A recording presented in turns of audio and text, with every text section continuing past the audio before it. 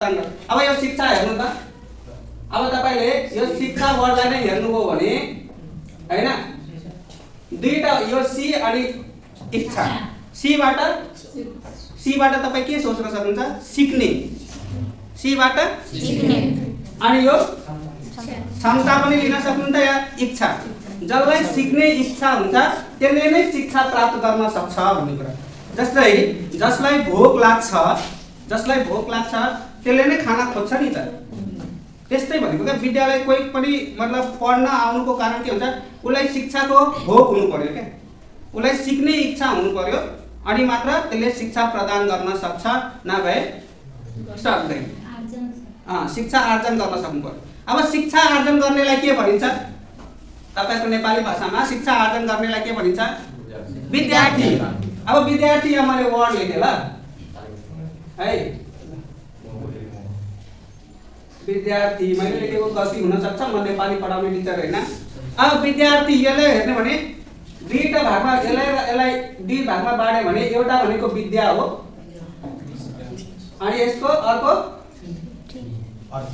अर्थ मतलब यसले के भन्छ भने विद्यार्थी भनेको जसले विद्याको राम्रो अर्थ लगाउन सक्छ के है जसले विद्याको अर्थ बुझ्न सक्छ त्यही हो विद्यार्थी। स्कुल आएर पनि तपाईहरु यहाँ आएर पनि आफ्नो नलेजको मतलब जे गेन गर्दै हुन्छ त्यसलाई प्रोपरली युज गर्न सक्नु भएन भने तपाईहरु स्टुडेन्ट हैन। अब यस्ता इंग्लिश वर्डमा पनि हेरौँ ल इंग्लिश वर्डमा पनि हेरे भने तपाईले स्टुडेन्ट भनेर सुन्नु भएको छ नि। यस सर यसको यो स्टुडेन्ट भनेर सुन्नु भएको छ नि हैन सुन्नु भएको। अब स्टुडेन्ट कहाँबाट भयो यो वर्डलाई हेरे भने कसरी बनेको होला तपाई आफै हेर्नु त। यो भनेको स्टडी भयो भेरी गुड अनि त्यसपछि यो कहाँबाट आयो होला भन्नु त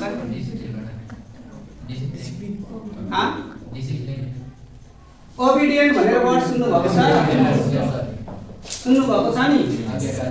मतलब जसले स्टडी गर्छ के भएर ओबिडिएन्ट भनेर बनेर त्यसलाई नै हामी के भन्छौं स्टुडेन्ट भन्छौं।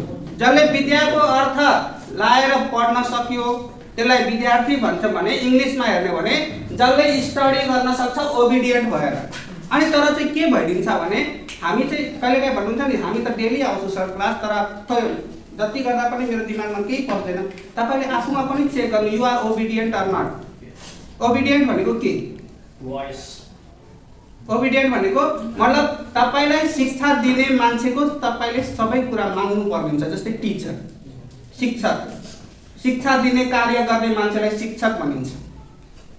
लास्टमा क छ नि शिक्षकको क भनेको